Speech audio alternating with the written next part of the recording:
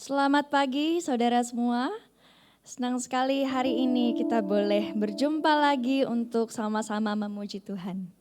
Dan saya juga ingin menyapa Bapak Ibu yang hadir melalui Zoom. Selamat beribadah. Sebentar kita akan memulai ibadah kita hari ini. Kita mau bangkit berdiri ya Bapak Ibu. Mari semua yang lelah, kita mau serahkan semua beban yang kita pikul ke bawah kakinya Tuhan. Percaya bahwa Tuhan kita pasti sanggup menolong.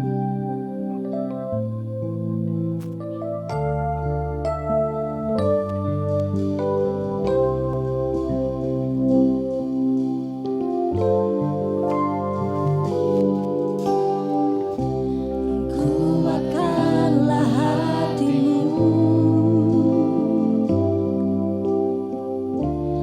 lewati setiap persoalan. Tuhan Yesus selalu menopangmu. Jangan berhenti harap padanya. Kuatkanlah hatimu, kuatkanlah hatimu. Lewati setiap persoalan. Tuhan Yesus selalu menopangmu. Jangan berhenti harap padanya. Tuhan pasti sanggup. Tangannya takkan terlambat untuk mengangkatmu. Tuhan masih sanggup. Percayalah, Dia tak tinggalkanmu.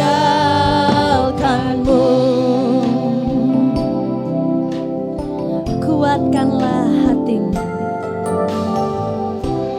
kuatkanlah hatimu.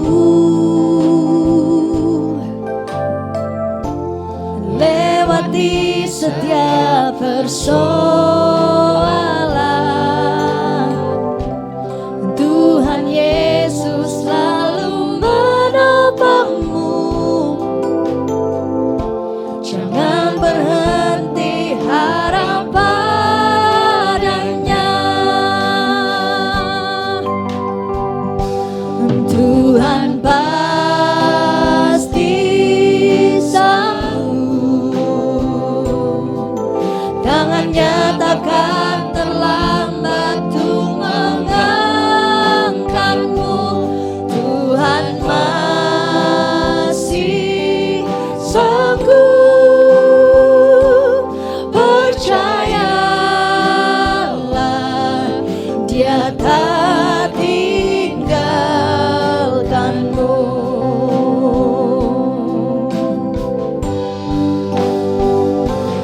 Tuhan pasti sanggup.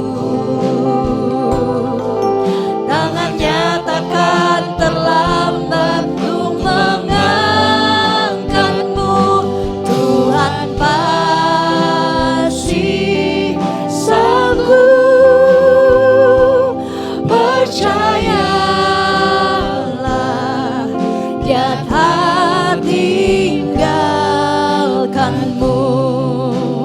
Dengan kasih saya undang Bapak Lugi untuk memimpin kita di dalam doa.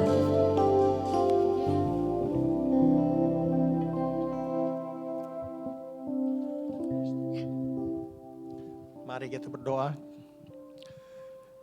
Bapa di dalam sorga, Bapa yang kami sembah di dalam nama Tuhan Yesus. Kami mengucap syukur dan terima kasih Bapa atas lawatan-Mu sepanjang seminggu ini. Kalau hari ini kami boleh bersama-sama berkumpul di rumah-Mu, ini semua adalah kasih dan anugerah-Mu yang nyata di dalam kehidupan kami ya Tuhan. Sebentar kami akan memulai ibadah kami. Kami mau meninggikan nama-Mu. Kami mau mendengarkan sebagian kesaksian hidup atas kebaikan-Mu di dalam kehidupan kami. Dan terlebih-lebih lagi kami mau mendengarkan sebagian daripada firman-Mu yang sebentar akan disampaikan oleh Pendeta Yonatan. Urapi hati dan pikiran kami ya Tuhan. Terlebih lagi Engkau urapi Pendeta Yonatan dengan urapan yang khusus. Sehingga nanti firman disampaikan boleh berbuah-buah di dalam kehidupan kami. Segala kuasa gelap yang mencoba mengganggu, kami tengking, kami keluarkan dalam nama Yesus Kristus. Terima kasih Bapak, kami mau mulai ibadah kami pagi hari ini, kami serahkan dari awal hingga akhir di dalam nama Tuhan Yesus. Haleluya, amin. Saudara boleh duduk kembali. Kita punya Tuhan yang begitu mengenal kita. Bahkan Ia selalu tahu apa isi hati kita sebelum kita ucapkan. Tahu namaku.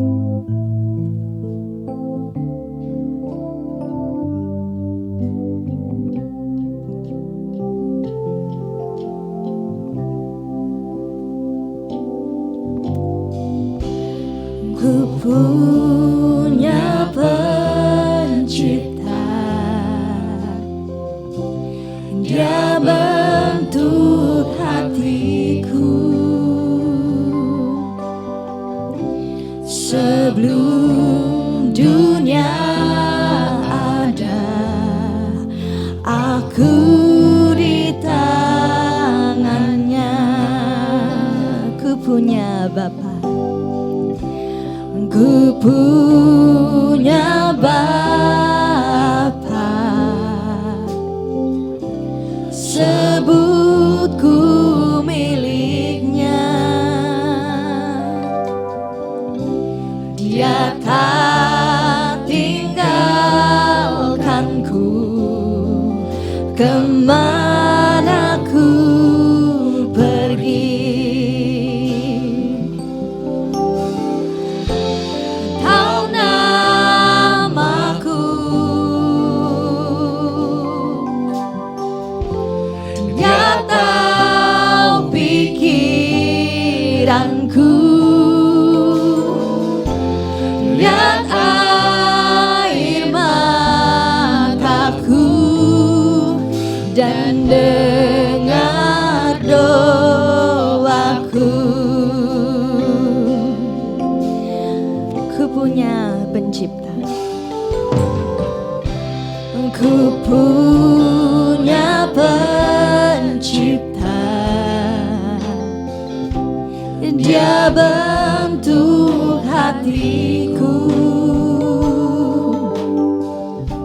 sebelum dunia ada.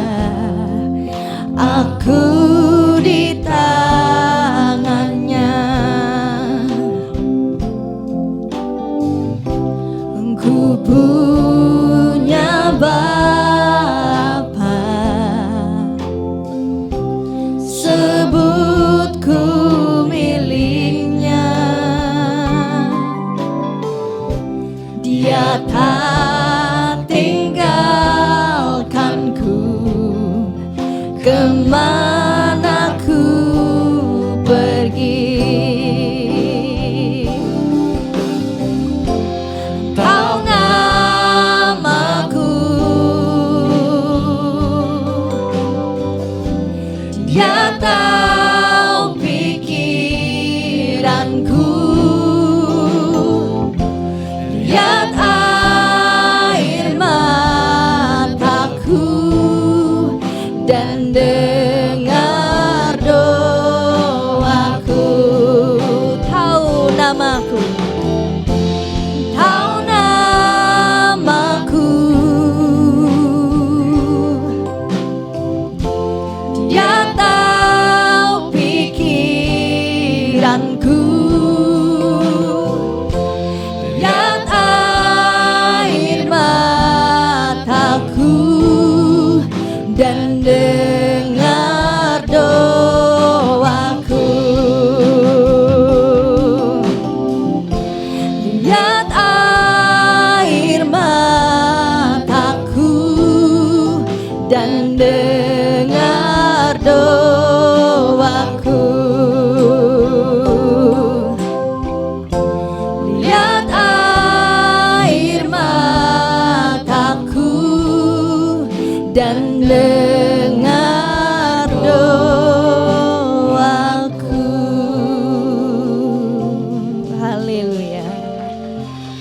mau bangkit berdiri ya Bapak Ibu. Karena kasih setianya senantiasa tiada terukur buat kita semua.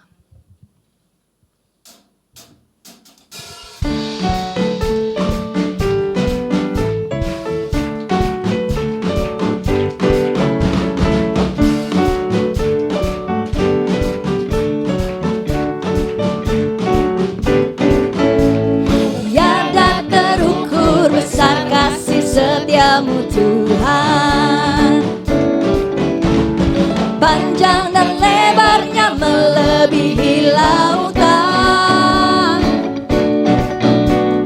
jauh tinggi mengatasi langit, dalamnya tak dapat ku selami. Kasih setiamu besar selamanya, setiamu besar selamanya, tiada terukur, tiada terukur besar kasih setiamu Tuhan, panjang dan lebarnya melebihi lautan, jauh tinggi mengatasi langit, dalamnya tak dapat ku selami. Kasih setiamu besar selamanya, kasih setiamu besar selamanya. Hatiku bersyukur, ku bersyukur, jiwaku memuji, mulutku pun bersorak memuji Engkau. Yesus, ajaib perbuatanmu, besar anugerahmu, takkan berhenti ku memuji namamu. Tiada terukur besar kasih setiamu Tuhan, panjang dan lebarnya melebihi lautan, jauh tinggi mengatasi langit, dalamnya tak dapat ku selami. Kasih setiamu besar selamanya,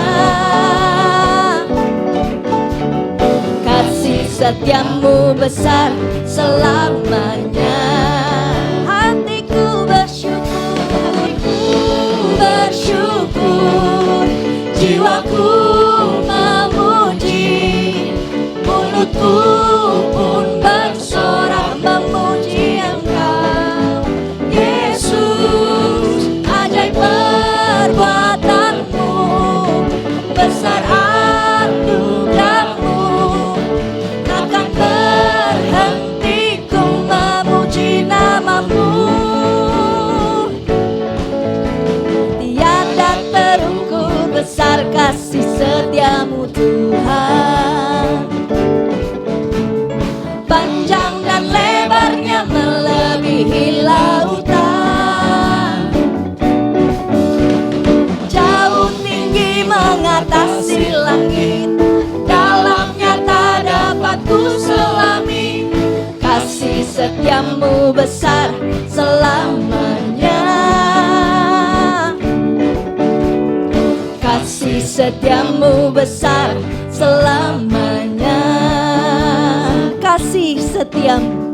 Kasih setiamu besar selamanya, kasih setiamu besar selamanya. Beri kemuliaan untuk Tuhan kita. Saudara boleh duduk kembali. Hanya di bawah kepak sayapnya saja kita boleh berasa aman dan tenang.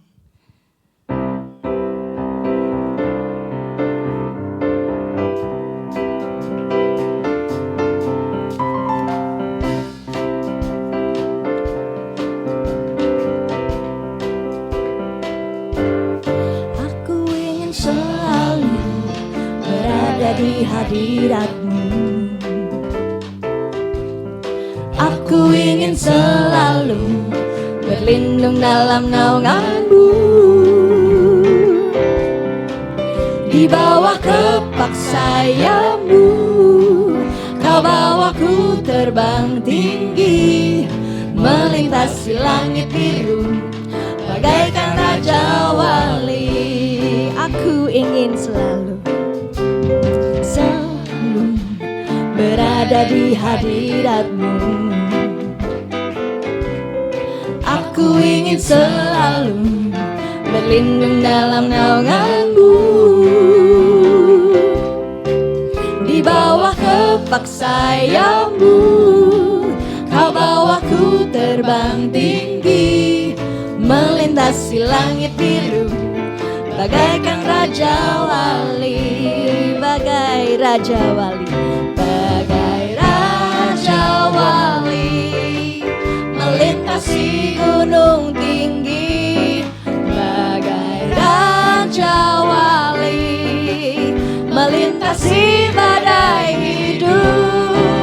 Di bawah kepak sayap-Mu, kau bawaku terbang tinggi, melintasi langit biru, bagaikan Raja Wali.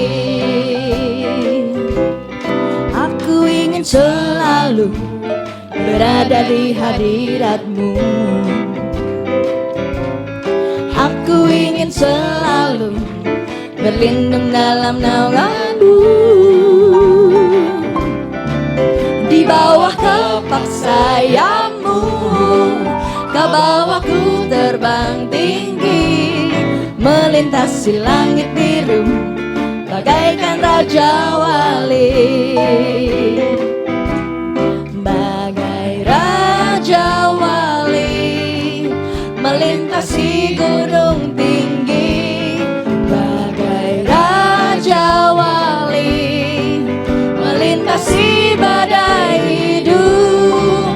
Di bawah kepak sayap-Mu, kau bawaku terbang tinggi, melintasi langit biru, bagaikan Raja Wali, bagai Raja Wali, bagai Raja Wali, melintasi gunung tinggi, bagai Raja Wali, melintasi badai hidup.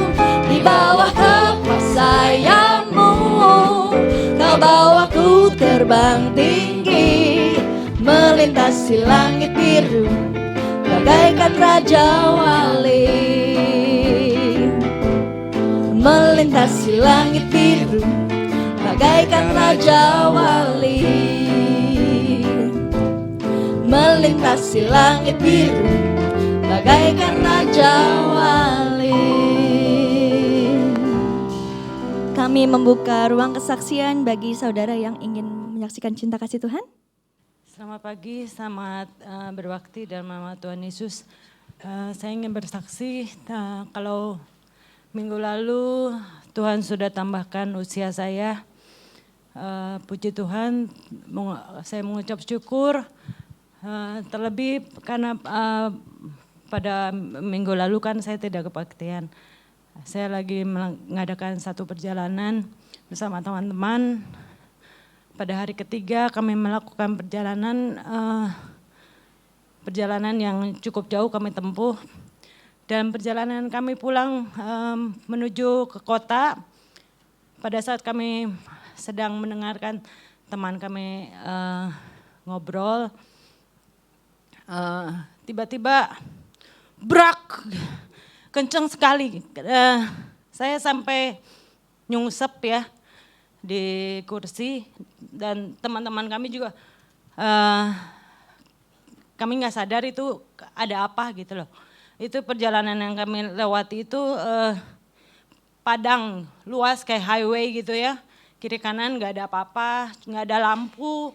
Dan perjalanan ke kota itu masih harus ditempuh dalam waktu 2 jam lagi karena 4 jam perjalanan. Pulang pergi jadi 8 jam gitu. Perjalanannya sangat jauh. Kami kaget gitu ya. Ternyata teman kami seiman, semuanya kami seiman juga. Kami masing-masing ternyata saya menjerit Tuhan Yesus gitu. Karena pada saat kejadian memang kami sedang sibuk mendengarkan cerita gitu. Jadi tiba-tiba brak kencang sekali. Saya cuma aduh Tuhan ini apa ya? Tuhan Yesus tolong gitu. Saya udah pasrah. Kepala saya udah ke kursi gitu begitu ya. Tiba-tiba udah stop gitu, berhenti. Aduh Tuhan Yesus, terima kasih. Karena kita nggak sempat guling, nggak sempat apa, pas kami buka mata ternyata kami punya mobil kami punya kaca itu nggak pecah sih, ke dalam nggak pecah, cuman hancur. Terus pada saat kami turun, kami melihat mobil kami hancur sekali depannya ya. Mobil yang kami tumpangi itu hancur dan di dalam kami lihat keluar asap. Kami bingung, ayo cepat keluar gitu. Tapi di luar dingin sekali karena kan nggak ada itu angin dingin gitu kan. Tapi di situ kami melihat, waduh mobil kami hancur sekali depannya. Kami sudah, aduh Tuhan tolong. Teman-teman kami juga berpikir ternyata, aduh Tuhan pertolongan-Mu tolong Tuhan. Dan Tuhan cepat sekali mendengar doa kami. Pertolongan pun Tuhan sediakan cepat sekali. Karena kami nggak membayangkan hari itu udah malam sekali, kami udah capek karena kami melakukan perjalanan yang melelahkan gitu hari itu. Kami cuma berpikir, aduh Tuhan, pertolongan-Mu Tuhan. Tuhan ternyata sediakan ada mobil yang nyamperin, ada apa gitu kan. Ternyata kami menabrak kuda. Menabrak mobil kami itu ada kuda melintas, karena kan itu padang. Ada kuda melintas dua dan ternyata ya mobil kami kena sampai kacanya hancur gitu kan. Kudanya terlempar dan kami kasihan kudanya mati gitu loh dua-duanya. Kami mengucap syukur Tuhan, kami nggak tahu di tengah-tengah itu kan mobil juga jarang lewat. Tapi guide kami bilang nanti kita akan dijemput, tapi kita bayangin jemput berarti 2 jam lagi kami nunggu gitu. Tapi ternyata enggak, Tuhan kasih pertolongan cepat. Ada mobil membantu kami, ayo udah naik ke mobil. Ada orang bantu kami, kami tiba di kafe terdekat. Kami pikir kami ngopi dulu di situ, apa dulu ngecas handphone apa. Ternyata ayo ada mobil yang mau bantu kita bawa pulang kita ke kota. Karena dia seperjalanan, ada suami istri bawa mobilnya besar. Dan puji Tuhan kami dibantu, kami dibawa pulang ke kota. Karena mereka dokter, karena mereka melihat ada mobil yang kecelakaan. Mereka bertanya kemana, apa segala macam. Dan mereka kami yakin itu mereka digerakkan Tuhan ya. Mereka untuk membawa kami ke kota sehingga kami bisa sampai di kota dengan selamat. Mereka tuh orang lokal ya. Saya mengucap syukur karena pertolongan Tuhan kami masih bisa melanjutkan perjalanan kami. Dan kami boleh ada dalam keadaan sehat, kami tidak kurang satu apapun. Hanya paling lutut kebentur, siku ada yang kepalanya, tapi kami cek semua baik-baik saja. Tuhan yang tolong, segala kemuliaan hanya buat Tuhan dan saya yakin Tuhan senantiasa mendengar doa kami ya Tuh. Terima kasih, kemuliaan hanya bagi Tuhan. Haleluya. Terima kasih Ibu Agnes atas kesaksiannya. Saudara percaya bahwa Tuhan yang sama bisa menolong kita semua? Ada amin? Kita mau bangkit berdiri. Mari serahkan semua beban kita di pinggir sungainya.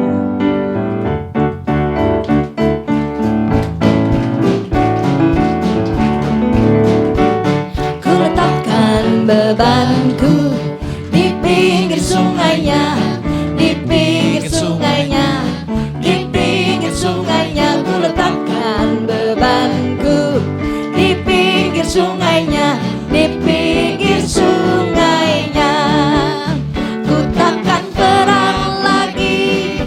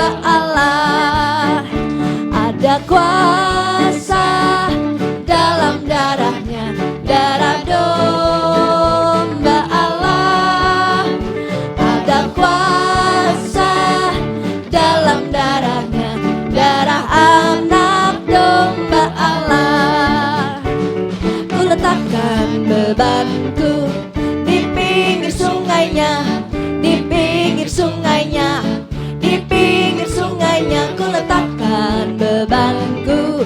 Di pinggir sungainya, di pinggir sungainya, ku takkan perang lagi, cemas lagi. Di pinggir sungainya, ku takkan takut lagi, khawatir lagi. Di pinggir sungainya, di pinggir sungainya, di pinggir sungainya. Haleluya. Saudara boleh duduk kembali. Sebentar kita akan mendengarkan sebagian daripada firman Tuhan. Mari sama-sama kita mau siapkan hati kita mau mengangkat sebuah pujian yang baru ya saudara. Yang mungkin pujian ini sudah menjadi kerinduan untuk Om Lucky, Om Gunadi, dan terutama teman-teman youth semua sejak beberapa bulan lalu untuk dibawakan di ibadah umum. Dan puji Tuhan sekali akhirnya hari ini kami berkesempatan untuk membawakan lagu ini. Dan saya percaya bahwa waktunya Tuhan itu selalu pas ya saudara. Karena setelah saya coba renungkan isi pujian ini, kok sesuai ya dengan tema ibadah kita. Yesus tetap jawaban, walau gunung tak berpindah.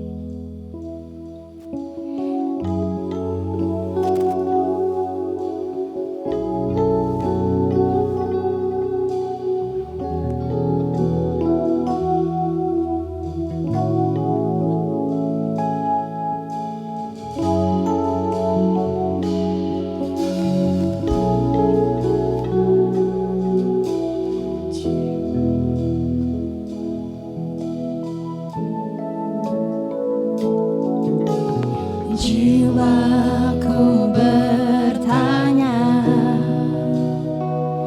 apakah masih ada harapan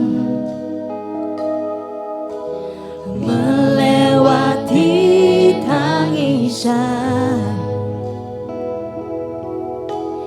rasa sesak di dada. Imanku berkata, Tuhanku yang pegang kuasa, Dia selalu bekerja, meski mataku tak melihat, walaupun gunung itu tak berpindah, tetap percaya Kau yang punya kuasa. Sekalipun ku dalam lembah gelap, tak mengapa asal Kau di sampingku. Walaupun masalahku masih ada, tetap percaya rencana-Mu terindah. Pribadi-Mu takkan pernah berubah.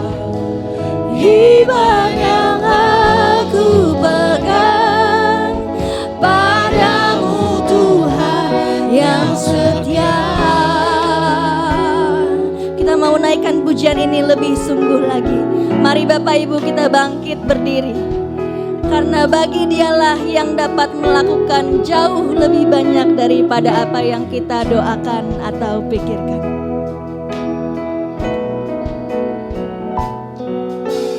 Jiwaku bertanya, apakah masih ada harapan melewati tangisan, rasa sesak di dada. Imanku berkata, imanku berkata,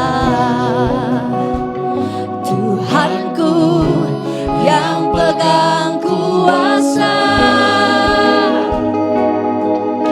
Dia selalu bekerja meski mataku tak melihat. Walaupun gunung itu tak berpindah, tetap percaya Kau yang punya kuasa. Sekalipun ku dalam lembah gelap, entah mengapa asal Kau di sampingku. Walaupun masalahku masih ada, tetap percaya rencanamu terindah. Pribadimu takkan pernah berubah.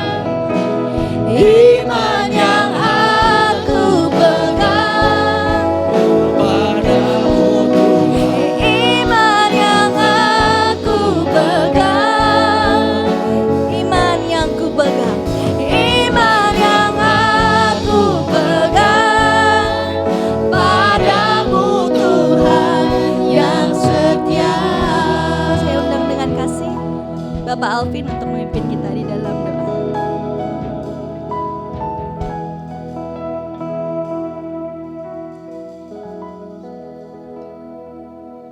Mari saudara-saudara kekasih kita berdoa. Bapa kami yang surga, kami ucap syukur terima kasih untuk pujian-pujian yang sudah dinaikkan ke hadirat-Mu Bapa. Biarlah boleh berkenan dan menyenangkan hati-Mu Bapa. Terima kasih juga untuk kesaksian sudah meninggikan nama-Mu Bapa. Pertolongan hanya berada di Tuhan. Nama Tuhan dipermuliakan. Kini saatnya kami mau terima sebagian dari firman-Mu Tuhan. Berfirman-Mu buat setiap kami Bapa. Karena kami sangat butuh firman-Mu. Firman-Mu itu nasihat buat setiap kami. Firman-Mu berkuasa yang menyembuhkan kami. Firman-Mu itu berkuasa memberi jawaban buat setiap kami. Berfirmanlah buat setiap kami Bapa. Kami siap mendengarkan firman-Mu. Pakai hamba-Mu Bapak Yonatan untuk menyampaikan firman-Mu pada hari ini, pada pagi hari ini. Kami siap mendengarkan dan menerimanya. Di dalam nama Tuhan Yesus kami sudah berdoa mengucap syukur. Haleluya. Amin. Mimbar selanjutnya saya persilahkan kepada Bapak Pendeta Yonatan untuk menyampaikan firman Tuhan. Puji nama Tuhan, selamat pagi Bapak Ibu Saudara yang dikasihi Tuhan. Bersyukur kepada Tuhan Yesus, kita memasuki minggu terakhir di bulan April. Kita sudah melewati paling tidak 1/3 dari tahun 2026. Tentunya dengan sekian banyak kisah-kisah sebagaimana kesaksian tadi dari Ibu Agnes, yang tetap kita yakini Tuhan yang sama tak pernah berubah, selalu ada dan hadir buat kita semua sebagai jawaban. Terima kasih kepada Ibu Gembala yang telah kembali memberikan kepercayaan saya berbagi berkat firman Tuhan pada pagi hari ini. Saudara, ketika kita merenungkan kata jawaban, tadi Ibu Agnes sempat menyaksikan, entah kalau saudara, saya sendiri dari sejak menceritakan ada sesuatu hal, tentu dalam posisi sedang berkendaraan, tiba-tiba badannya terdorong ke depan begitu ya Bu ya. Nah, saya sih sedang bertanya-tanya, ada kejadian apa? Ada kejadian apa? Ditunggu-tunggu sampai pertengahan, sampai sudah sedikit lewat pertengahan baru dapat jawabannya. Ternyata nabrak kuda gitu ya. Kalau saya nggak menebak sama sekali, maksudnya tidak tertebak. Kira-kira ini kenapa ya? Apa ada tabrakan dengan kendaraan lain kah? Apakah ada tabrakan dengan pinggir jalan kah, pembatas jalan kah? Ternyata nabrak kuda, 2 lagi. Saudara, pikiran manusia saja belum tentu bisa kita selami dengan tepat. Apalagi pikirannya Tuhan. Dalam sekian banyak tadi pujian juga kesaksian yang disampaikan, saya punya keyakinan yang kuat. Ini pesan khusus Tuhan sedang mau sampaikan buat kita tidak kebetulan. Mari kita sama-sama buka dalam Yesaya 55 ayat 8 sampai ayat yang ke-9. Yesaya pasal 55 ayat 8 sampai ayat yang ke-9. 2, 3 kita baca bersama. Sebab rancanganku bukanlah rancanganmu, dan jalanmu bukanlah jalanku. Demikianlah firman Tuhan. Seperti tingginya langit dari bumi, demikianlah tingginya jalanku dari jalanmu, dan rancanganku dari rancanganmu. Setiap kita pernah menghadapi persoalan. Setiap kita pasti muncul pernah pertanyaan demi pertanyaan dari situasi yang terjadi. Tetapi kembali, belum tentu jawaban itu memang mungkin sesuai dengan apa yang kita bayangkan. Apa yang Tuhan sedang nyatakan tidak seperti yang kita duga. Ini sebabnya kita saudara-saudara kita semua harus memahami. Ketika Yesus dinyatakan sebagai jawaban, kita perlu pahami bahwa jawaban itu bicara soal sesuatu hal yang kadang-kadang bertolak belakang dengan cara pandang, cara pikir, dan mungkin dugaan kita sebagai manusia yang terbatas. Ada saat yang kita pikir jawaban Tuhan, padahal bukan itu jawaban Tuhan. Ada yang kita pikir, apa iya ya, dengan penuh keraguan ketika Tuhan menyatakan sesuatu, apa benar ini kehendak Tuhan ya? Padahal itu betul-betul kehendak Tuhan. Cuman masalahnya mungkin gak seperti yang kita duga. Suatu kali ada seorang suami dan seorang istri, sepasang suami istri yang bertengkar. Mereka tinggal di sebuah pinggiran kota. Ini dua-duanya orang Kristen, saudara. Bertengkar cukup hebat, beradu mulut, sampai masing-masing kemudian gak ada yang mau mengalah dan menyimpan kekesalan dalam hati. Akhirnya sang suami pergi dari rumah malam itu juga. Maksudnya dia ingin menenangkan pikirannya. Dia naik kendaraan pergi ke kota. Kan itu di pinggiran kota ya. Pergi ke kota dengan maksud supaya bisa lebih tenang pikirannya, cari sesuatu yang kira-kira bisa mengalihkan pikirannya yang sedang kalut karena tadi bertengkar dengan istrinya. Akhirnya dia pergi ke mall dan tanpa diduga saudara, dia ketemu dengan mantannya. Udah lama gak pernah ketemu, ketemu. Dan mungkin saudara udah bisa menebak kira-kira apa yang terjadi. Situasi ketika pas si laki-laki ini kondisinya lagi berantem sama istrinya, hatinya lagi jauh dari Tuhan, kondisi imannya lagi gak stabil. CLBK, cinta lama bersemi kembali. Bunga-bunga asmara yang sebetulnya sudah tidak ada, muncul lagi. Bahkan mereka kemudian bersenda gurau, makan bersama dan janjian untuk ketemuan lagi di beberapa waktu berikutnya di lokasi yang sama. Nah, singkatnya di hari yang sudah ditentukan, waktu pertemuan yang dikatakan hari tertentu itu. Nah, kebetulan si laki-laki ini tinggal sederhana, dia nggak punya kendaraan, rumah di pinggiran kota, kemana-mana harus naik kendaraan umum. Pas kebetulan payungnya juga nggak ada, karena payungnya ternyata ketika dibawa ke gereja sudah ada yang ngambil. Bukan pemilik tapi ada yang ngambil. Nah, jadi saudara pada waktu itu hujan deras. Dia berpikir, aduh, sebetulnya hati nuraninya sudah berbicara. Sebetulnya Tuhan masih berbicara juga di dalam hatinya. Yang kamu lakukan ini salah. Kadang-kadang manusia tuh gitu. Udah tahu sesuatu hal yang bertentangan dengan firman, tapi ngeyel, ngotot, kekeh, surekeh. Dan dia doa sama Tuhan. Tuhan, kiranya hujan ini boleh berhenti Tuhan. Supaya aku bisa pergi Tuhan. Saudara-saudara, apa yang terjadi? Hujannya beneran berhenti. Wah, dia tersenyum lebar. Apakah berarti Tuhan mengabulkan keinginanku untuk bertemu dengan mantanku? Gak lama dia doa lagi. Tuhan, kalau memang ini menjadi kehendak-Mu Tuhan, biarlah nanti dalam beberapa waktu, kan di situ saudara-saudara seringkali susah angkot. Susah. Biar nanti dalam waktu yang tidak lama ini Tuhan, ada angkot yang berhenti di dekat rumah saya. Dan apa yang terjadi saudara? Tak lama kemudian ada angkot berhenti di dekat rumahnya. Tentu ini menimbulkan pertanyaan besar, bukan? Apa iya Tuhan menjawab doa si bapak ini? Apa mungkin Tuhan melakukan sesuatu yang bertentangan dengan kehendaknya, dengan kekudusannya, dengan firman-Nya? Tentu saudara sudah tahu jawabannya. Tidak mungkin. Lalu kenapa terjadi demikian? Bukankah apa yang didoakan si bapak itu terjawab? Waktu tadi hujan deras yang menghalangi dia untuk pergi keluar ketemu sama mantannya, nggak lama berhenti.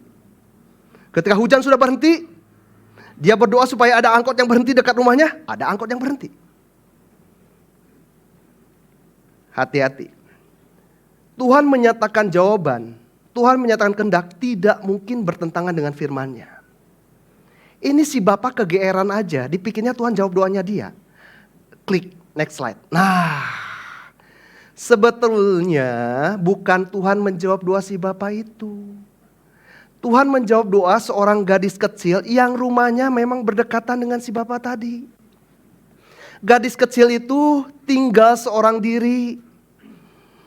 Dan dia pada waktu itu mendapatkan kabar bahwa orang tuanya satu-satunya yang ada di rumah sakit sedang dirawat, ya ibunya karena bapaknya sudah meninggal, pada waktu itu sedang mengalami kondisi yang cukup kritis.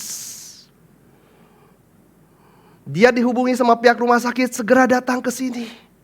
Hujan deras, dia bingung mesti gimana, dia berdoa. Gak lama hujan berhenti. Dia bingung ke rumah sakit di kota harus naik apa. Angkot jarang datang, dia berdoa Tuhan supaya angkot datang. Angkot datang. Jadi artinya saudara-saudara, Tuhan menjawab doa bukan si bapak tadi. Bapak tadi yang kegeeran. Tuhan menjawab doa si gadis kecil. Kita harus paham di poin pertama ini. Jawaban Tuhan sekali lagi tidak mungkin akan bertentangan dengan firman-Nya.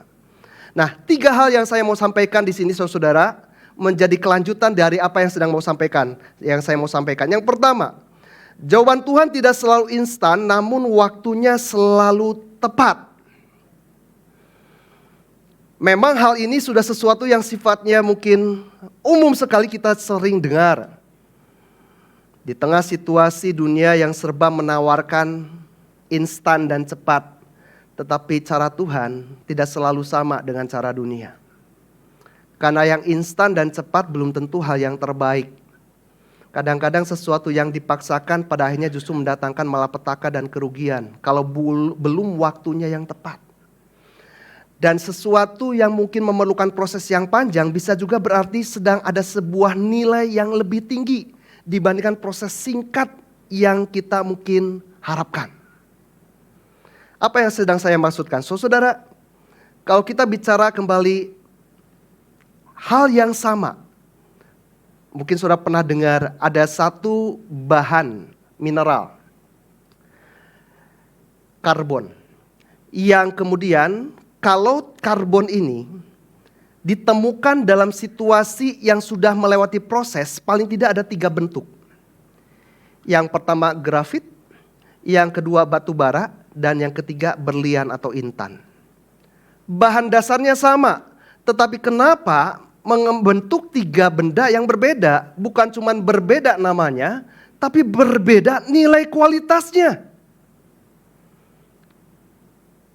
Grafit itu menjadi bahan untuk pembuatan pensil. Nilainya murah, harganya rendah. Sedangkan kemudian batu bara, nilainya lebih tinggi.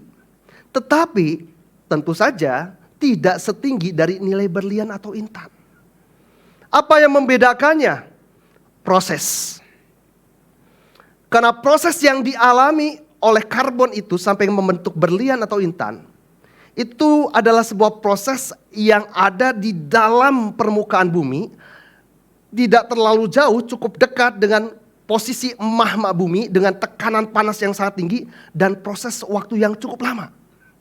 Makanya tadi saya katakan, sesuatu yang membutuhkan proses lama bisa jadi adalah sebuah persiapan untuk nilai yang lebih tinggi dibandingkan proses yang cepat yang kita mungkin harapkan. Jadi saudara-saudara, kalau saat ini kita mungkin sedang menanti sesuatu hal dalam pergumulan, kita sedang menunggu jawaban Tuhan, jangan putus asa. Jangan tawar hati. Kok lama ya? Kok enggak kelihatan juga ya jawabannya? Karena yang tadi saya katakan, bisa jadi Tuhan sedang menyiapkan sebuah hasil yang nilainya lebih tinggi. Katakan amin. Cuma sayangnya kembali, manusia kadang-kadang udah gak sabar. Manusia kemudian mengambil jalan pintas. Padahal ada hal yang sangat berharga, jauh lebih bernilai. Tuhan sudah sediakan. Bahkan ketika kita berbicara tentang Yesus dalam kehadirannya di bumi. Kita lihat Galatia 4 ayat yang keempat. Kita baca bersama-sama waktu ayat ini. 2, 3. Tetapi setelah genap waktunya, maka Allah mengutus anaknya yang lahir dari seorang perempuan dan takluk kepada hukum Taurat. Setelah genap waktunya. Kehadiran Yesus di muka bumi saja itu bukan sesuatu yang sifatnya kebetulan. Bukan hal yang serampangan atau sembarangan. Tapi penuh perhitungan yang tepat. Dengan sebuah desain yang Tuhan sudah atur sedemikian rupa. Bagaimana penggenapan perjanjian lama. Tentang sosok yang dinantikan. Tentang figur tokoh yang ditunggu-tunggu itu. Boleh digenapi sempurna. Seperti yang sudah digariskan oleh para nabi sebelumnya. Momen waktu yang tepat. Nah, saudara, next slide. Kalau saya tampilkan di sini gambaran sepintasnya. Yesus lahir di masa kekaisaran Romawi. Dan di masa ini dalam kondisi yang relatif tenang. Waktu Yesus lahir. Sebelumnya, tidak lama sebelum peristiwa Yesus lahir, sebelumnya sebetulnya sudah banyak terjadi peperangan demi peperangan. Tetapi di situasi yang sedang tenang inilah Yesus lahir. Dan ada momen waktu yang cukup panjang sampai terjadi peperangan-peperangan besar berikutnya. Kenapa ini penting? Karena dalam situasi tenang inilah berita Injil lebih efektif untuk bisa disampaikan dengan tanpa halangan-halangan yang berarti secara keamanan. Situasinya tenang. Bahkan kekaisaran Roma pada waktu itu membuat akses jalan begitu bagus di mana-mana. Kembali mempermudah untuk penyebaran Injil. Dari mulai pelayanan Yesus, murid-murid dan seterusnya di zaman rasul-rasul gereja mula-mula. Menjadi lebih mudah aksesnya kemana-mana. Ditambah lagi saudara, kemudian kita tahu sebelum kekaisaran Roma ada kekaisaran Yunani. Tetapi walaupun kekaisaran ini berganti, budaya Yunani tetap dipegang oleh Roma dengan budaya Helenismenya. Dan ini membuat bahasa Yunani menjadi bahasa internasional umum pada waktu itu. Dan ini mempermudah juga kembali untuk penyampaian firman Tuhan bukan hanya untuk konteks kalangan orang Yahudi saja, tapi untuk semua orang yang ada di peradaban pada waktu itu. Dan pada akhirnya dalam kondisi kekosongan spiritual, kekosongan rohani. Walaupun agama ada, penyembahan ada, bahkan dalam konteks Yahudi, bait Allah begitu megah pada waktu itu. Para pemimpin-pemimpin agama ada, tetapi hati mereka kosong. Mereka membutuhkan jawaban tentang sesuatu yang mereka tidak dapatkan dari sekedar ritual agamawi belaka. Dan Yesus hadir di situ. Makanya tidak heran pada waktu pelayanan Yesus begitu banyak orang berbondong-bondong datang. Sampai ribuan orang datang. Waktunya tepat. Jadi untuk kehadirannya di muka bumi ini saja penuh dengan perhitungan. Menyiapkan segala sesuatunya. Saya punya keyakinan bahwa rancangan Tuhan untuk kita pun Dia sudah atur sedemikian tepat dan detail. Dalam waktunya. Tinggal kita yang harus bersabar untuk menantikan jawaban Tuhan itu. Nah yang kedua selain bicara tentang waktu. Jawaban Tuhan memang tidak selalu sesuai keinginan kita, namun selalu yang terbaik. Kenapa saya tampilkan gambar ini? Saudara-saudara, tadi dikatakan orang-orang pada waktu itu sedang mengalami masa kekosongan rohani. Tetapi memang mereka juga sedang menanti sosok Mesias. Orang Yahudi sedang menantikan sosok pemimpin besar. Seorang yang akan menjadi pembebas Bahkan bukan hanya dalam konteks Yahudi. Kalau saudara sempat menyimak ibadah Rabu di Cianjur yang saya sempat sampaikan juga, dari sekian banyak agama, keyakinan, dan tradisi budaya, masing-masing punya sosok-sosok dengan nama yang berbeda-beda yang sedang mereka nanti-nantikan. Ada yang menyebutnya Imam Mahdi, ada yang menyebutnya Buddha Maitreya, ada yang menyebutnya avatar terakhir dari Dewa Wisnu, ada yang menyebutnya Ratu Adil atau Satrio Piningit. Mereka sedang menanti yang digambarkan sebagai pahlawan perang, mengendarai kuda perang. Tapi Yesus, waktu kedatangannya yang pertama, memasuki Yerusalem, naiknya bukan kuda perang, keledai. Bahkan kalau saudara menyimak kisah ini dengan lebih lengkap, keledai yang masih sangat belia, yang gak bisa diajak perang, gak sesuai dengan bayangan mereka, gak seperti yang mereka harapkan. Jawaban yang mereka nantikan, kok begini ya? Terlepas mereka menyambut Yesus dengan sorak-sorai karena Yesus penuh dengan mujizat, mereka mungkin kesampingkan dulu soal kuda itu. Walaupun mereka tetap punya keinginan bahwa Yesus akan melepaskan mereka dari penjajahan Roma pada waktu itu. Tapi paling tidak dengan keledai ini aja membuat mereka bertanya-tanya. Sebagian. Tapi sebagian lagi menyadari ada bagian firman Tuhan yang memang menandaskan bahwa sang raja itu akan menaiki keledainya waktu memasuki Yerusalem. Buat mereka yang mengerti firman Tuhan, mereka nggak terlalu bimbang karena memang ada ayatnya. Tapi mereka yang tidak tahu firman Tuhan, kok naik keledai ya? Makanya saudara kembali, tadi di awal juga saya katakan, Tuhan menyatakan sesuatu tidak mungkin bertentangan dengan firman-Nya. Walaupun mungkin tidak sesuai dengan keinginan kita. Keledai gambaran bertolak belakang dengan kuda tentunya. Kuda identik dengan simbol peperangan. Sedangkan keledai simbol perdamaian. Karena memang Yesus pada waktu itu sedang datang sebagai Raja Damai. Walaupun dalam Kejadian 3 ayat 15, next slide, dikatakan ada sebuah penantian yang sejak awal manusia jatuh dalam dosa sudah dijanjikan. Kita baca bersama ayat ini. 2, 3. Aku akan mengadakan permusuhan antara engkau dan perempuan ini, antara keturunanmu dan keturunannya. Keturunannya akan meremukkan kepalamu dan engkau akan meremukkan tumitnya. Kalau dilihat dari ayat tersebut, tentu bayangannya benih perempuan yang dinyatakan sebagai pemimpin, sebagai pembebas yang menghancurkan kutuk dan otoritas dosa dari iblis. Itu dalam bayangan mereka tentu sosok yang perkasa. Tapi kembali lagi, Yesus datang dengan menunggangi keledai. Apakah ini sesuatu yang tentunya juga bertolak belakang dengan apa yang Tuhan mau nyatakan? Tidak. Rencana Tuhan itu harus kita lihat secara utuh. Seringkali kita mengharapkan sesuatu hal yang bertolak belakang dengan apa yang menjadi pandangannya Tuhan, padahal pandangan Tuhan itu jauh lebih penting.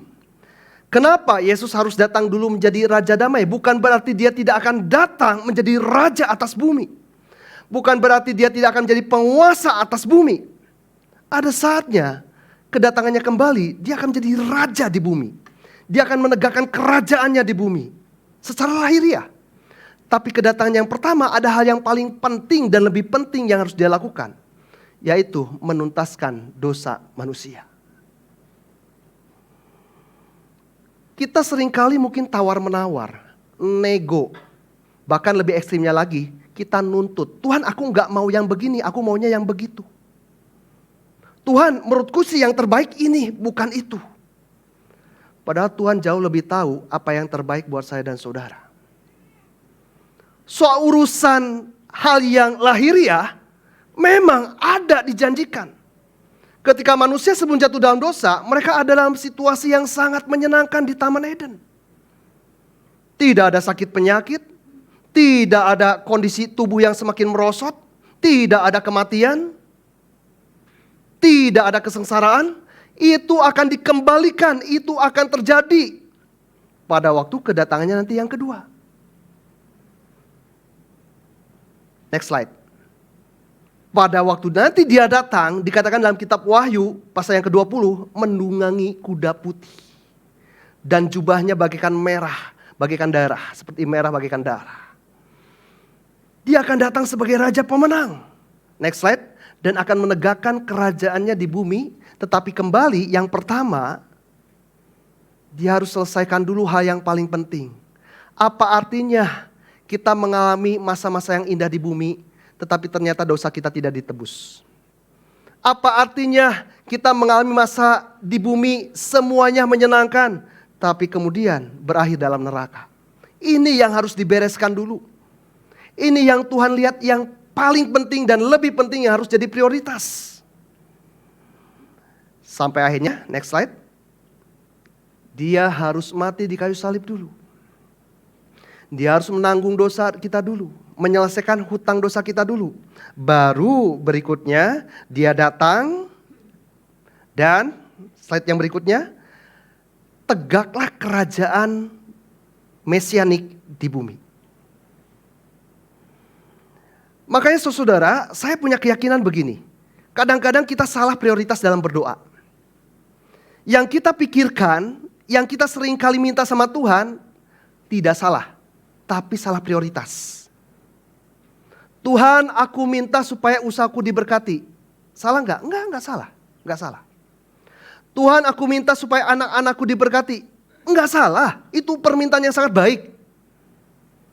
Tetapi bukankah ada hal yang lebih prioritas, bukan dalam hal itu?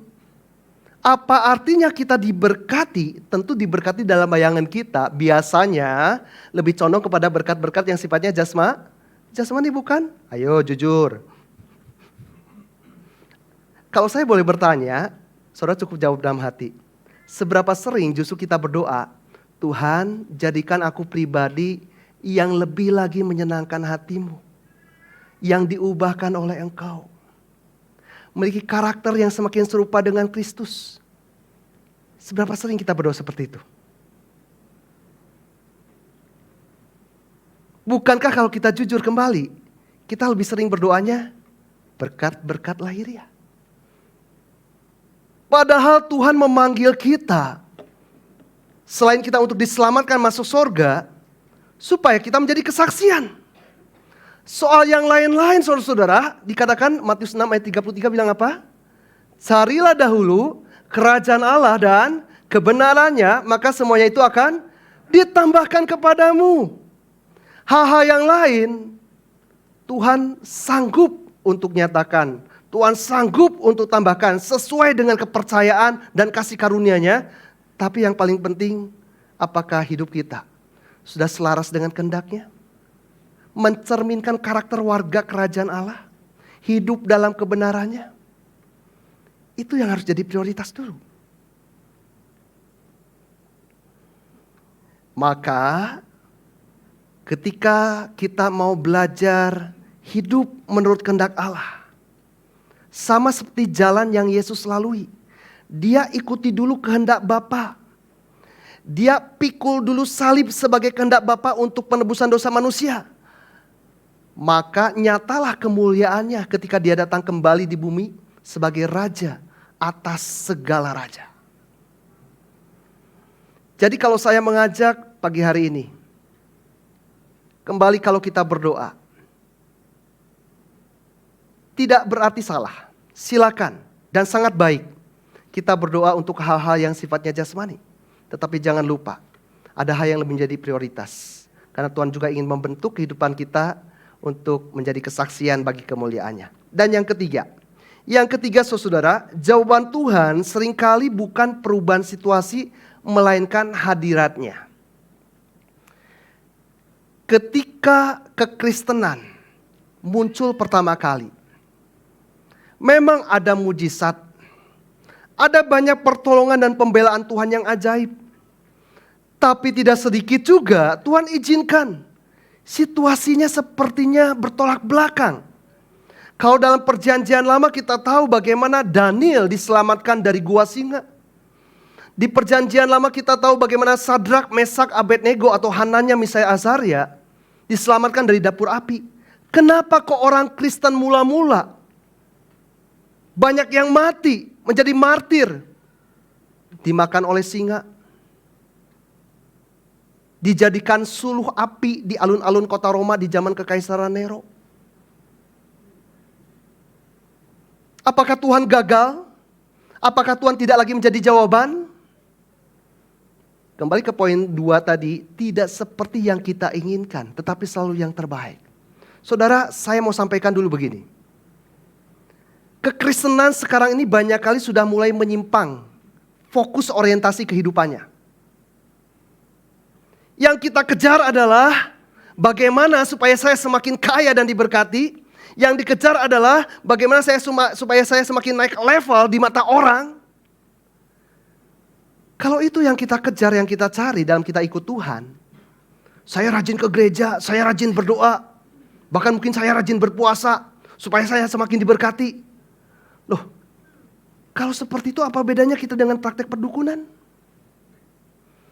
Dengan orang-orang yang pergi ke sana kemari ke tempat-tempat tertentu supaya diberkati, supaya terkenal, apa bedanya?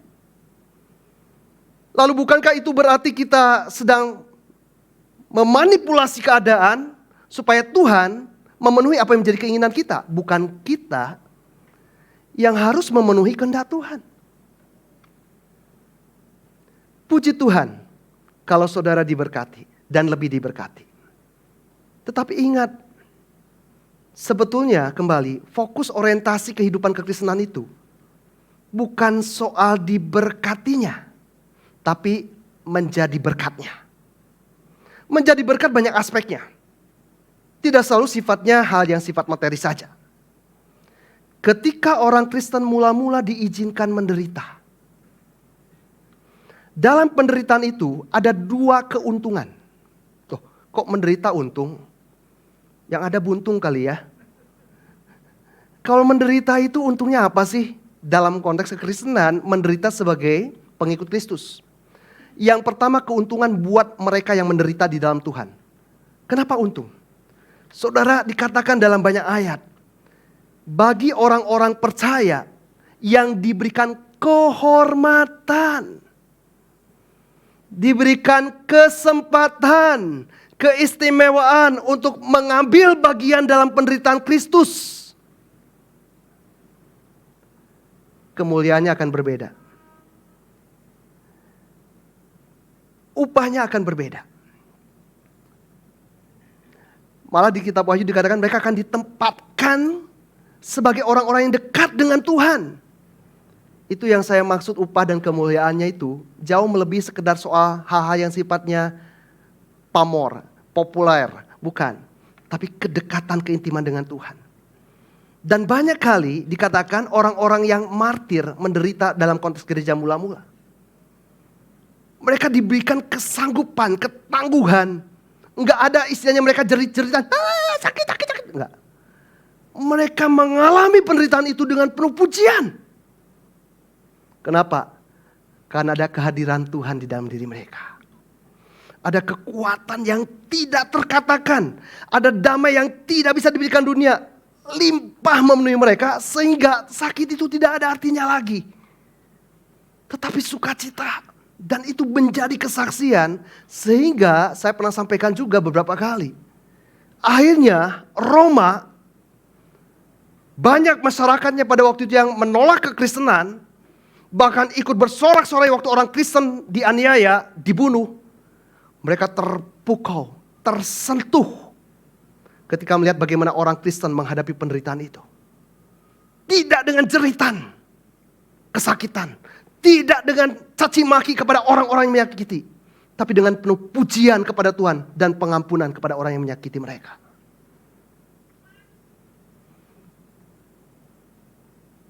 Inilah panggilan kita.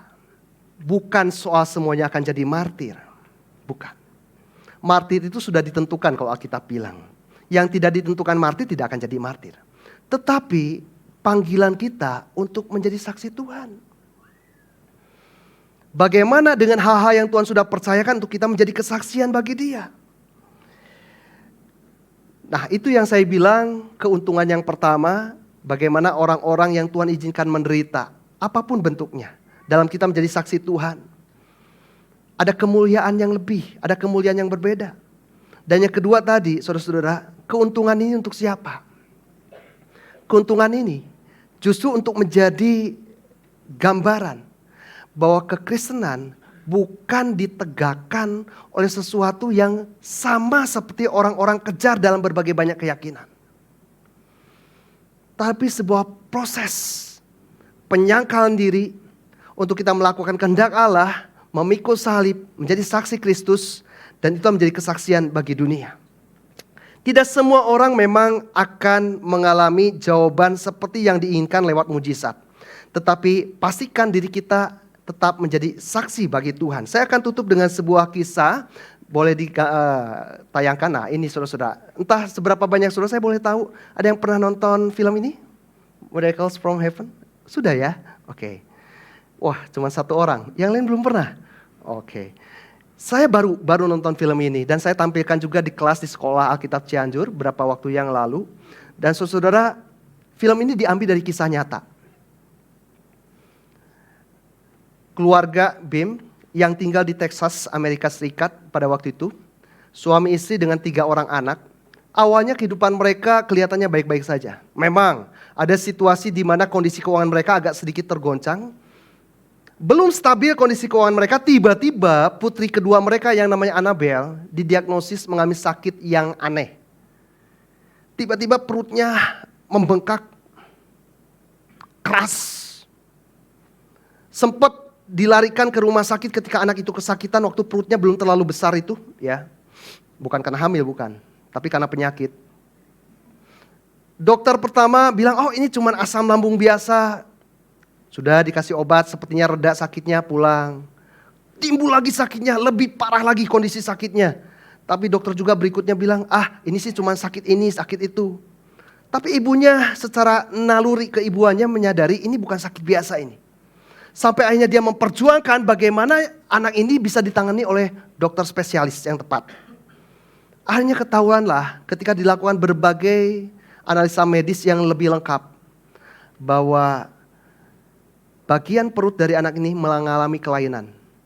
Fungsi-fungsi sarafnya tidak berfungsi di bagian ususnya. Sehingga makanan itu tidak bisa dicerna sama sekali. Makanya dia mengalami kesakitan yang begitu hebat. Dan tidak ada obatnya. Singkat cerita, dianjurkan, direkomendasikan untuk pergi ke Boston.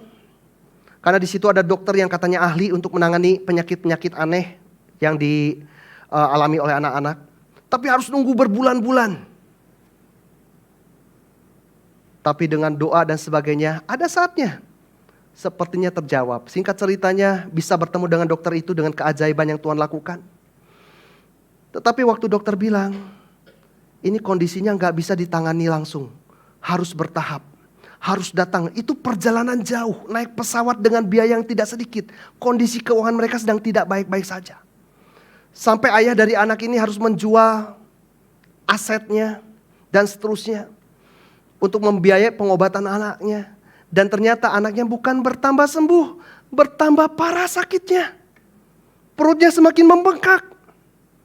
Dan sering mengalami kesakitan. Obat penahan sakit yang hanya durasinya tadinya sekian, harus semakin dipersingkat sampai batas yang gak boleh lagi diberikan karena berbahaya.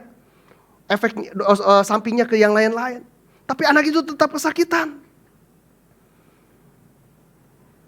Sampai akhirnya saudara, singkat cerita, dalam kondisi sakit itu, di sebelah dari Annabelle ada juga anak lain yang sakit.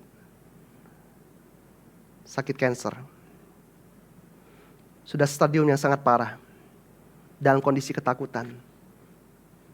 Bersyukur Annabelle ini terlepas dalam kondisi orang tuanya sempat juga mengalami masa-masa imannya tergoncang. Tetapi karena dukungan dari orang-orang sekitar jemaat, makanya sebagai jemaat kita harus saling menopang, menguatkan. Iman mereka dikuatkan lagi. Dan luar biasanya, Annabelle waktu itu melihat teman yang satu kamar inap dengan dia dalam kondisi takut. Dia bilang, kamu gak usah takut soal kematian. Oh kenapa? Dia bersaksi tentang Yesus. Karena ternyata anak ini dibesarkan oleh papa tunggal yang tidak percaya Tuhan. Dan singkatnya kemudian anak ini cerita sama papanya marah. Papanya marah. Dan papanya ini bilang sama orang tua si Anabel, nggak usah bilang apa-apa soal hal seperti itu sama anak saya. Kami nggak percaya yang gitu-gituan. Berikutnya saudara, Anabel kondisinya udah semakin agak enakan soal sakit. Tapi sebetulnya penyakitnya tidak ada obatnya dan kemungkinan akan lebih buruk. Tetapi akhirnya karena Anabel minta pulang, dokter mengizinkan dan orang tua juga mengizinkan untuk Anabel menghabiskan waktu bersama dengan orang tuanya di tempat asal. Singkat cerita, ketika Anabel, karena anak ini aktif, senang panjat pohon. Ya, satu kali dia sedang panjat pohon, makanya di situ backgroundnya ada gambar pohon. Tiba dia terperosok di bagian rongga tengah dari pohon itu dan masuk ke dalam, terjun bebas. Kepala yang bentur duluan, bak. Wah, panik orang tuanya. Padahal mereka berdoa. Oke, mereka sudah terima kalau memang Tuhan pun tidak menyembuhkan, tapi paling tidak kami bisa menghabiskan waktu bersama dalam kebersamaan yang menyenangkan. Sekarang saudara, anaknya terperosok masuk ke dalam pohon dan masih tanda tanya besar dan kemungkinan gak bisa selamat. Berjam-jam petugas keamanan keselamatan datang berusaha untuk mengeluarkan anak itu dengan kondisi yang sangat susah karena pohonnya sudah rapuh. Takut nanti kalau misalnya dipaksakan dan cara yang tidak tepat justru semakin membahayakan. Walaupun kondisi Anabel sendiri masih tanda tanya. Singkat ceritanya lagi, akhirnya setelah berjam-jam anak itu berhasil dikeluarkan. Dan waktu anak itu dikeluarkan saudara, orang pikir wah ini sudah meninggal ini. Banyak luka di sekujur tubuh, mukanya dan sebagainya. Tapi ketika para medis melakukan tindakan check up lebih lanjut, masih ada nafas. Orang kaget, kok bisa ya? Kok bisa ya? Dan apa yang terjadi? Ternyata memang Anabel ini setelah pulih, dia cerita. Waktu dia masuk ke dalam pohon itu, jatuh. Sebetulnya dia sudah meninggal. Dia lihat badannya, rohnya terangkat. Lalu dalam sekejap, dia masuk dalam sebuah dimensi yang berbeda dan ketemu sama Tuhan Yesus. Tapi Tuhan Yesus berkata, belum waktunya untuk engkau ada di sini. Engkau harus kembali ke bumi. Dan singkatnya dia kembali ke bumi, tapi sebelum kembali ke bumi Anabel bilang, tapi kalau aku kembali ke bumi gimana dengan kondisi sakitku? Engkau akan baik-baik saja. Engkau akan sembuh. Dan ternyata saudara, sembuh total. Bukan cuma bagian luka-lukanya, tapi bagian tadi penyakit aneh di perutnya, sembuh total. Sampai dokternya geleng kepala gak bisa habis pikir, ini gak ada obatnya dan gak mungkin sembuh. Kok bisa sembuh total seketika? Ketika kemudian di bagian terakhir ceritanya dilakukan sebuah pertemuan KKR lah begitu di gereja. Dan berkesempatanlah ibunya Anabel ini untuk bersaksi. Yang datang gak semuanya jemaat. Ada beberapa wartawan termasuk orang-orang yang skeptis terhadap kekristenan yang gak terlalu percaya dengan mujizat. Selesai kesaksian tidak sedikit memang yang tepuk tangan puji Tuhan, haleluya. Tapi tiba-tiba ada orang, bagaimana kami bisa percaya? Jangan-jangan itu cerita yang dibuat-buat saja. Suasana hening, suasana tegang. Tapi tiba-tiba ada satu bapak yang berdiri. Dan siapa bapak itu? Bapak itu adalah bapak yang anaknya dirawat sebelah sama si Anabel tadi. Dia bilang, aku bisa meyakinkan kisahnya benar. Karena anakku pun dirawat di samping dari Anabel. Terus ditanya bagaimana dan bapak ini cerita. Aku berterima kasih karena anakku walaupun kemudian dia tidak lagi ada karena sudah meninggal. Tetapi aku melihat sebuah hal yang luar biasa. Bagaimana putri ibu Anabel ini meyakinkan anak saya untuk tidak takut. Dan dia memasuki hari-hari terakhirnya dengan begitu tenang. Sesuatu yang menggembirakan. Dia tidak mengalami ketakutan. Dan buat saya itu luar biasa. Buat kami yang tadinya tidak percaya dengan adanya Tuhan. Tapi lewat hal itu, akhirnya Bapak ini jadi percaya. Saudara, kembali lagi. Jadikan hidup kita untuk menggenapi kehendaknya. Untuk menjadi kesaksian. Bukan masalah soal untuk mengejar ambisi dan apa yang menjadi keinginan kita. apapun bentuknya, seperti apapun prosesnya. Tetapi yang paling utama adalah bagaimana nama Tuhan dipermuliakan. Mari kita bangkit berdiri bersama-sama. Kita akan responi firman Tuhan ini dengan pujian yang tadi. Singer dan worship leader juga boleh bantu ke depan. Haleluya. Pagi ini, apapun yang menjadi pergumulan saudara, sangat mudah, terlalu mudah. Tuhan sanggup untuk menolong seketika. Tetapi mungkin saudara bertanya, kenapa sampai di saat ini saya tidak ditolong? Pertanyaannya bukan mengapa, tetapi apa yang sedang Tuhan lakukan dalam prosesnya. Untuk menjadikan hidup kita mempermuliakan Dia. Menjadi kesaksian yang mungkin bukan bicara soal mujizat, tapi ketangguhan, ketekunan, iman yang tahan uji, sukacita yang melampaui akal, damai yang walaupun dalam situasi yang tidak menentu. Yang sekarang ini sedang dunia butuhkan bukan sekedar hal-hal yang mengherankan, tapi hal-hal yang melampaui akal, yang hanya bisa dikerjakan oleh kuasa Roh Kudus. Haleluya. Jiwaku bertanya, jiwaku bertanya, apakah masih ada harapan melewati tangisan, melewati tangisan, rasa sesak di dada.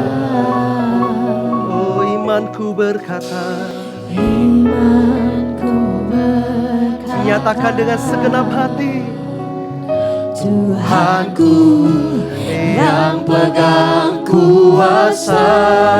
Oh, Dia selalu bekerja, Dia selalu bekerja. meski mataku tak melihat,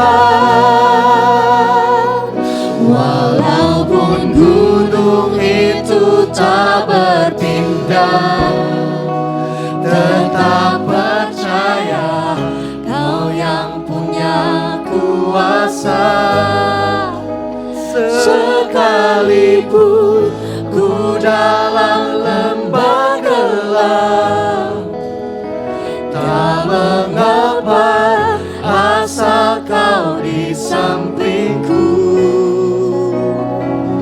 Walaupun masalahku masih ada, tetap percaya rencanamu terindah.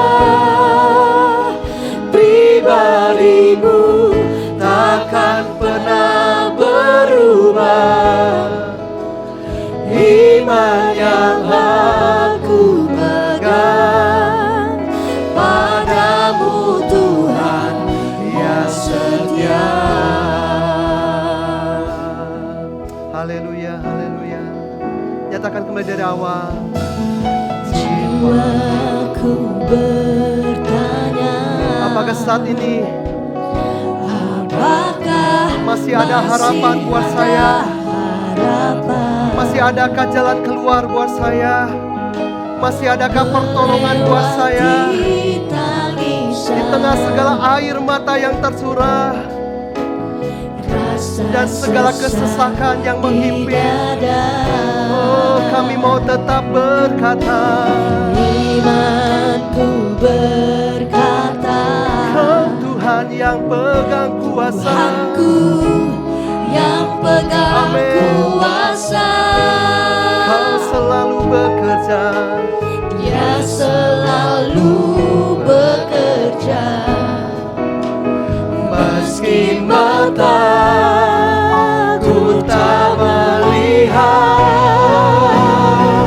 walaupun gunung itu tak berpindah, tetap percaya. tetap percaya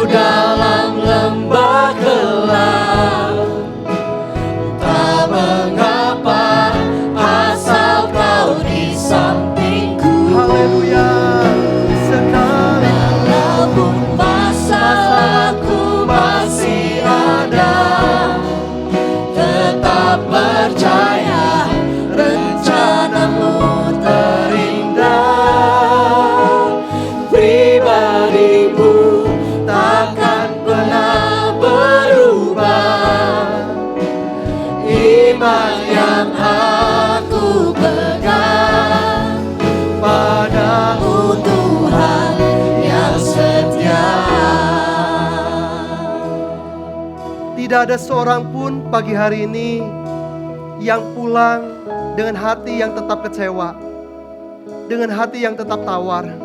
Tetapi mari bangkitkan iman saudara dan saya. Tetap pandang kepada Tuhan yang tak pernah berubah itu. Sekalipun mungkin masalah masih harus kita alami, tetapi percayalah, di dalamnya ada proses yang Tuhan sedang kerjakan untuk membuat kehidupan kita bernilai lebih tinggi, jauh lebih indah apa yang sedang Tuhan kerjakan buat kita. Tetap percaya, waktunya selalu tepat. Walaupun tak seperti yang kita inginkan, tetapi kehadirannya lebih daripada cukup. Tetapi kalau saat ini ada di antara saudara yang datang dengan hati yang tidak lagi menyala-nyala, kehidupan yang rasanya tidak ada lagi semangat, pastikan, apakah kita di dalam berjalan masih di dalam pimpinan Tuhan? Selama kita ada dalam pimpinannya, walaupun jalan itu berliku, kehadirannya akan membawa damai. Kehadirannya akan tetap memberikan sukacita, memberikan kekuatan yang baru. Tetaplah melangkah bersama dengan Tuhan, taati pimpinan dan kehendaknya. Kemuliaan yang Dia sediakan dan Dia sedang kerjakan jauh lebih indah, jauh lebih besar dibandingkan penderitaan yang kita alami saat ini. Nyatakan sekali lagi rap ini dengan penuh penyembahan. Walaupun gunung itu tak berpindah, kami mau tetap percaya, Kau tetap Tuhan yang berkuasa. Oh, sekalipun ku dalam lembah gelap, tak mengapa, asal Kau Tuhan, oh Immanuel. Walaupun masalahku masih ada, tetap percaya rencanamu terindah. Pribadimu takkan pernah berubah. Iman yang aku pegang padamu Tuhan yang setia. Haleluya, haleluya, haleluya. Saat ini kami datang kepada Tuhan. Engkau yang tahu setiap persoalan hidup kami. Engkau yang tahu setiap beban. Engkau yang tahu setiap persoalan. Kami yang seringkali mungkin mengeluh dengan apa yang terjadi. Kami yang seringkali tidak sabar dalam menanti. Tetapi firman Tuhan kembali dinyatakan untuk kami tetap bersabar di dalam Tuhan. Karena waktu Tuhan tidak mungkin terlambat. Waktu Tuhan selalu tepat. Dan kami percaya penantian kami bukan sesuatu yang sia-sia. Bahkan jauh lebih bernilai dibandingkan sesuatu yang instan yang kami harapkan. Karena itu lanjutkan terus karyamu Tuhan. Dan kami mau tetap bersyukur di dalam menjalani proses ini. Dan limpahi kami dengan sukacitamu. Penuhi kami dengan damai sejahteramu. Sehingga dalam situasi yang tidak menentu saat ini, kami mulai memiliki kekuatan dari sorga yang memampukan kami untuk terus melangkah di dalam Engkau. Dan menjadi kesaksian yang mempermuliakan nama-Mu Tuhan. Terima kasih Bapa. Terima kasih Tuhan Yesus. Meteraikan firman-Mu dalam setiap kami. Dan kami alaskan doa ini dengan ucapan syukur. Di dalam nama Tuhan Yesus Kristus. Haleluya. Amin. Puji Tuhan, saya kembalikan pada pemimpin pujian. Terima kasih Bapak Pendeta Yonatan atas firman Tuhan yang boleh disampaikan. Kiranya Tuhan selalu memberkati. Sebentar kita akan memberikan sebagian daripada apa yang sudah Tuhan titipkan. Dan untuk itu saya undang dengan kasih Bapak Robi untuk memimpin kita di dalam doa. Saudara-saudara kekasih, mari kita berdoa. Bapa kami di dalam surga, kami panggil di dalam nama Tuhan Yesus Kristus. Terima kasih Tuhan, kami mengucap syukur, kami sudah diberkati oleh firman-Mu yang telah disampaikan oleh hamba-Mu Bapak Yonatan. Engkau berkati dia, biar supaya banyak jiwa-jiwa yang dimenangkan. Berkati pelayanannya, berkati kesehatannya. Sebentar kami akan memberi persembahan, kami mau memberi dengan sukacita. Terima kasih Tuhan, di dalam nama Tuhan Yesus kami berdoa dan mengucap syukur. Haleluya, amin. Mari naikkan pujian kasihnya seperti sungai sambil kolekte boleh dijalankan.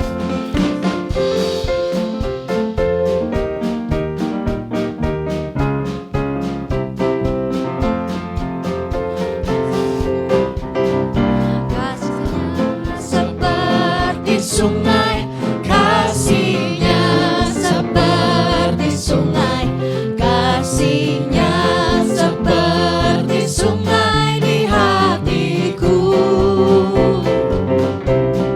mengalir di waktu susah, mengalir di waktu senang, kasihnya seperti sungai di hatiku. Kasihnya seperti sungai. Kasihnya seperti sungai, kasihnya seperti sungai, kasihnya seperti sungai di hatiku, mengalir di waktu susah, mengalir di waktu senang, kasihnya seperti sungai di hatiku, kasihnya seperti sungai di hatiku, kasihnya seperti sungai di hatiku. Terima kasih atas persembahannya dan kiranya Tuhan boleh membalas saudara berlipat kali ganda. Bapak Ibu sekalian, kita akan menamatkan ibadah kita hari ini. Kita mau bangkit berdiri, dan bagi para jemaat yang berulang tahun boleh maju ke depan agar Bapak Pendeta Yonatan dapat menutup dengan doa berkat.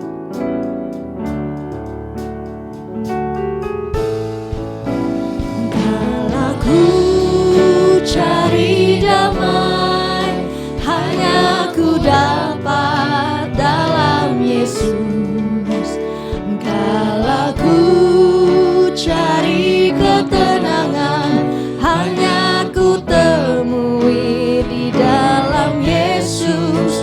Tak satu pun dapat menghiburku, tak seorang pun dapat menolongku. Hanya Yesus jawaban hidupku.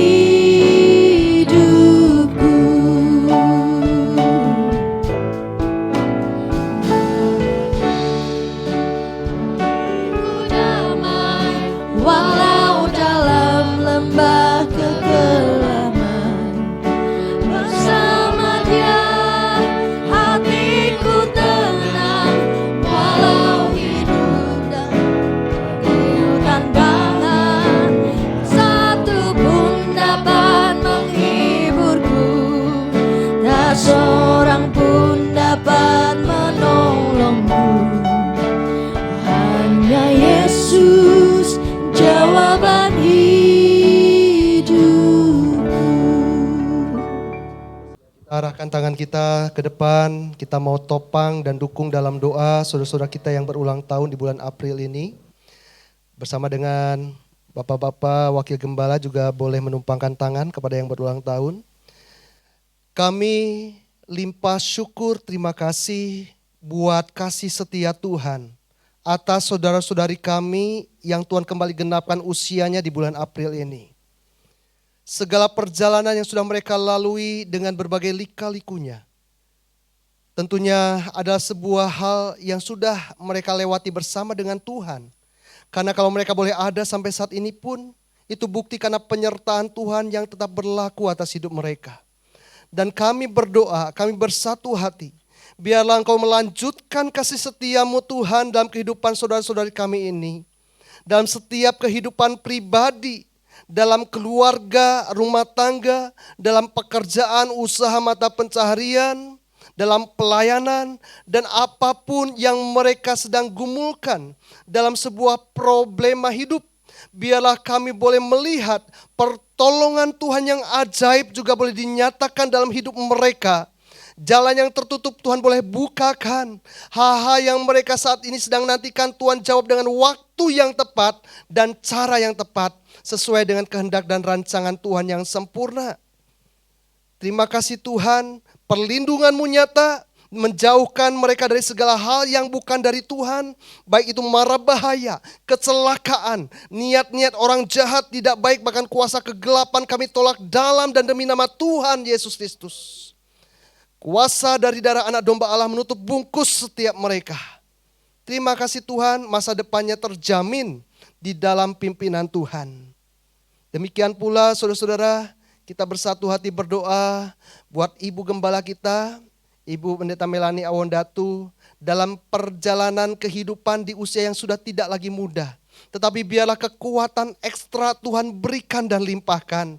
Sukacita, damai sejahtera yang dari sorga Tuhan juga berikan, melampaui segala persoalan yang sedang dihadapi, beban tekanan yang dihadapi, sehingga Ibu Gembala kami boleh tetap memiliki keyakinan di dalam penyertaan dan pimpinan Tuhan.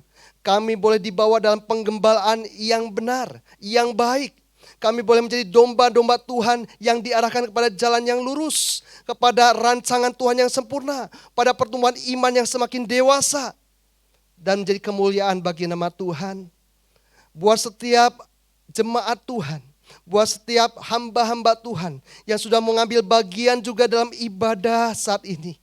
Biar Tuhan juga yang menilik setiap jerih lelah mereka. Tuhan juga yang memperhitungkannya dan Tuhan membalaskannya sesuai dengan janji firman-Mu. Dan setiap kami yang hadir juga kami berdoa buat bangsa dan negara ini. Biarlah kiranya damai yang dari Allah boleh tetap memerintah atas bangsa kami. Kami bersyukur di tengah situasi global yang sekarang ini semakin kacau. Negara kami boleh tetap terpelihara di dalam Tuhan. Walaupun kondisi harga-harga yang naik, kami yakin umat Tuhan akan tetap terpelihara juga di dalam pemeliharaan Tuhan. Dan kami boleh tetap diberikan kebebasan dalam beribadah kepada Engkau Tuhan. Dan setiap keputusan kebijakan yang diambil oleh pemerintah kami dari pusat sampai daerah yang terendah, semuanya tetap ada di dalam rencana Tuhan yang sempurna. Terima kasih Tuhan. Dan akhirnya saudara-saudara kekasih-kekasih Tuhan, terimalah berkat dari Allah Bapa yang mengasihi kita. Kasih sayang Sang Putra Yesus Kristus tetap berlimpah dalam setiap perjalanan hidup saudara dan saya. Penyertaan pimpinan penghiburan dari Roh Kudus menyertai dan menjadi bagian kita sampai selama-lamanya. Maranatha, Yesus datang kembali yang kedua. Di dalam berkat nama Tuhan Yesus Kristus. Haleluya. Amin. Puji Tuhan. Selamat pagi, Tuhan berkati.